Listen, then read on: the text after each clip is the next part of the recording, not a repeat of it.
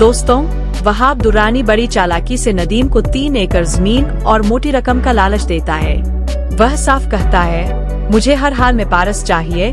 लालच में अंधा होकर नदीम तुरंत उसकी बात मान लेता है और घर लौट आता है। दूसरी तरफ बरजाद साहब अपनी बेटी पारस की सुरक्षा को लेकर बेहद परेशान होते हैं।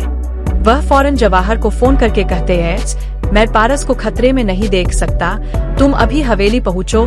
जवाहर उन्हें भरोसा देता है कि वह कुछ ही देर में वहाँ पहुँच जाएगा।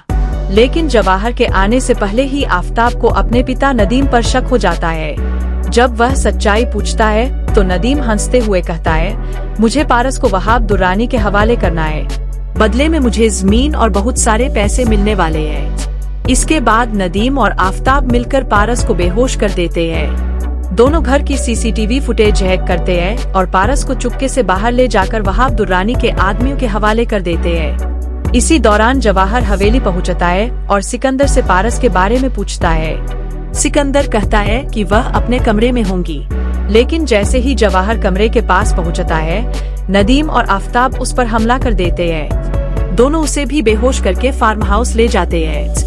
फिर बहजाद साहब से झूठ बोलते हैं कि जवाहर पारस के कमरे में गया था और अब दोनों ही गायब हैं। यह सुनकर बहजाद साहब घबरा जाते हैं। वह बार बार जवाहर को फोन करते हैं, लेकिन उसका फोन बंद मिलता है। कुछ देर बाद जवाहर को होश आता है। वह खुद को रस्सियों से बंधा हुआ पाता है। किसी तरह वह वहां से निकलकर अपनी जान बचाता है और तुरंत बहजाद साहब को पूरी सच्चाई बता देता है। इसके बाद जवाहर पारस की आखिरी लोकेशन ट्रेस करवाता है और पुलिस के साथ वहाब दुर्रानी के फार्म हाउस पहुंच जाता है। वहां से वह पारस को सही सलामत छुड़ा लेता है।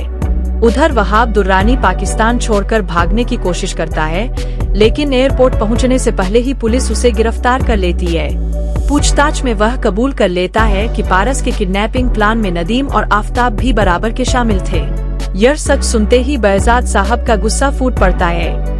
वह दोनों को पुलिस के हवाले कर देते हैं, लेकिन पुलिस हिरासत में जाने से पहले ही नदीम और आफताब भागने की कोशिश करते हैं। रास्ते में उनकी गाड़ी का भयानक एक्सीडेंट हो जाता है और दोनों की मौके पर ही मौत हो जाती है।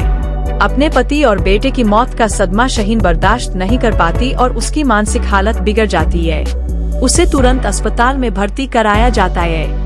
वहीं दूसरी तरफ एजाज साहब का ऑपरेशन भी सफल हो जाता है और उनकी तबीयत में सुधार आने लगता है। लेकिन कहानी में सबसे बड़ा ट्विस्ट तब आता है जब जवाहर और रेशम के निकाह का दिन आता है। जैसे ही निकाह शुरू होने वाला होता है, पारस सबके सामने पहुंचकर कहती है, यह शादी नहीं हो सकती क्योंकि मैं जवाहर से मोहब्बत करती हूँ।